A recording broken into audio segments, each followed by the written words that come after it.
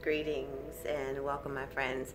Thank you for tuning in to I Am Powered by Love. I'm Demi, spiritual life coach, certified aromatherapist, Reiki master, and Akashic record reading. And welcome, all you beautiful humans, to SOULSCOPEs. This is an Akashic record channeled reading of your zodiac, and this is going to be for Capricorn, Decan 1, which your birthdays are from December 22nd to December 31st. So we're going to jump right in. And if you've never had an Akashic record reading or a channel reading, they're just live downloaded information straight from your Akashic records. And so we're just going to jump right in and see what's going on with you Capricorns. And for the most part,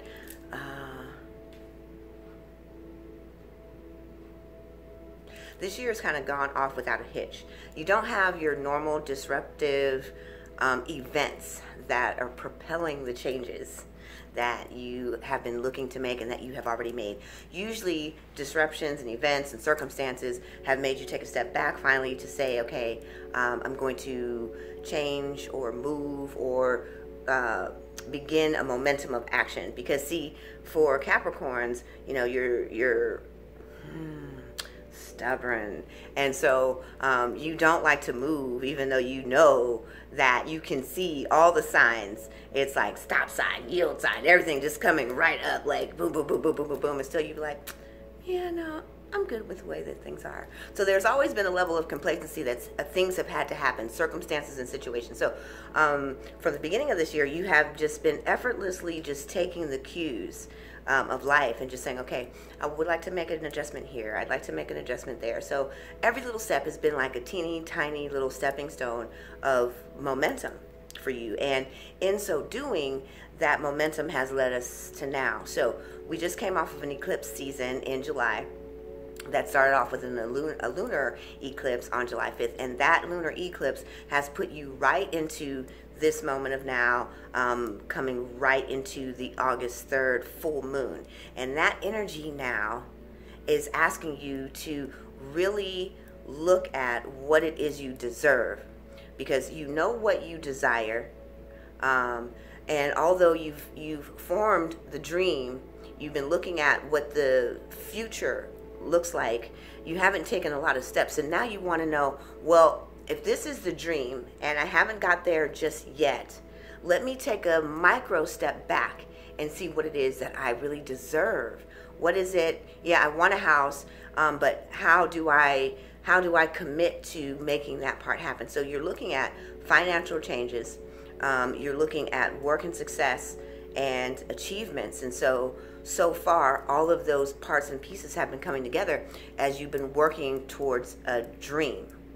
And the intention of the dream now is requiring that you become a part of the dream itself by knowing what it is you actually deserve and being able to come from a place of self-worth, self-value, and knowing that you are good enough, because you always put in the diligence of work.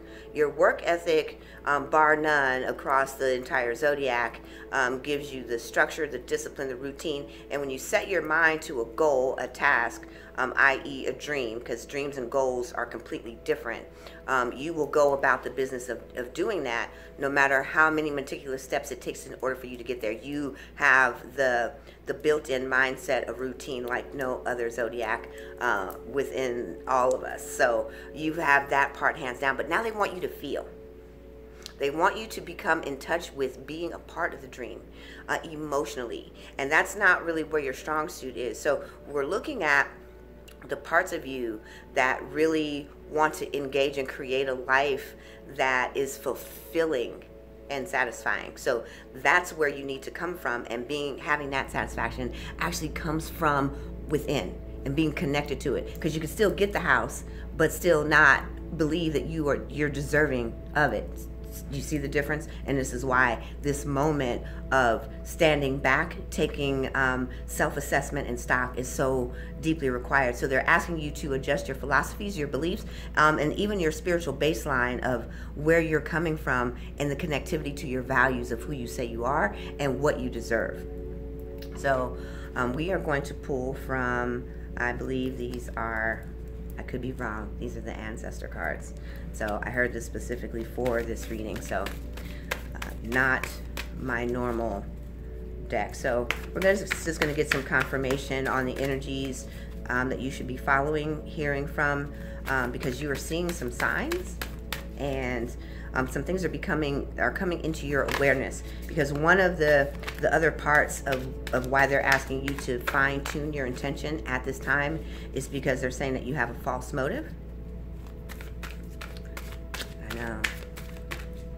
Well, what could that be? Well, actually, they're saying that the false motive lies in you want to project a perception of who you are to the world for the aesthetic pleasing of others.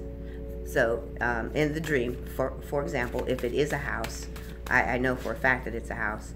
A lot of you are looking at real estate as we speak. Oh, well, that card popped out. That you are doing so to become pleasing to either your mates, your spouse, mate, significant other, partner. This is a more serious, long-standing relationship. And so you want the house not for you, but to be pleasing. So the intention is a false motive. You see how they came to that conclusion? It's not about you. Or do you deserve the family? Because the house isn't the family. It isn't the love that connects. It's not the love that embraces and secures the family, nor do the finances secure the family. It's the connections that we engage in from the level of vulnerability and intimacy when we set that up. So I already had a card that fell out. This is going to be a 3-card confirmation. I'm going to grab that card because we're all family here. This is the one that fell. Let's turn it upside right. And this is the Oracle. And this card says, wait for important information. And so that is exactly what we are talking about, is the information comes from you, is setting that intention. And so there it is. We're going to wait for that, meaning that there has to be an employment of clear thinking. And this isn't about the regime of structure or discipline here. This is an emotional connectivity. And so you have come to a place of standstill. And so you have to track down your fears and your desires. This is also exactly what they just said in confirmation. Let's see if I can pull that back just a little bit so you can get a clearer view of that card.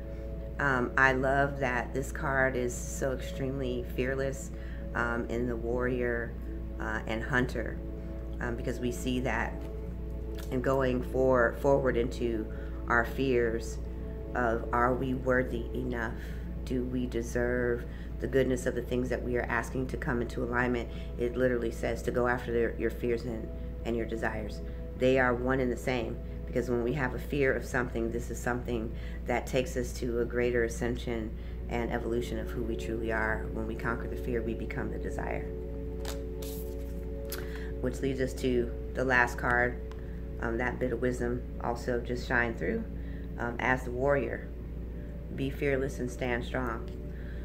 So in the waiting, as you determine what your intention is and come to the place of the surrender to who you truly are, the beautiful part of you, it will require that strength and determination. You know, where we started off talking about you being stubborn, here is where how you turn that stubborn asset of negativity and pessimism into the positive power that it's going to take to see that intention be manifest as you hunt down that fear, kill it, destroy it, and then become yet the desire. So I want to thank you for tuning in. If this resonates with you, please like, subscribe, and share. Thank you for tuning in. I'm Decan. Oh, don't forget, please sign up for a free reading. The links are all below.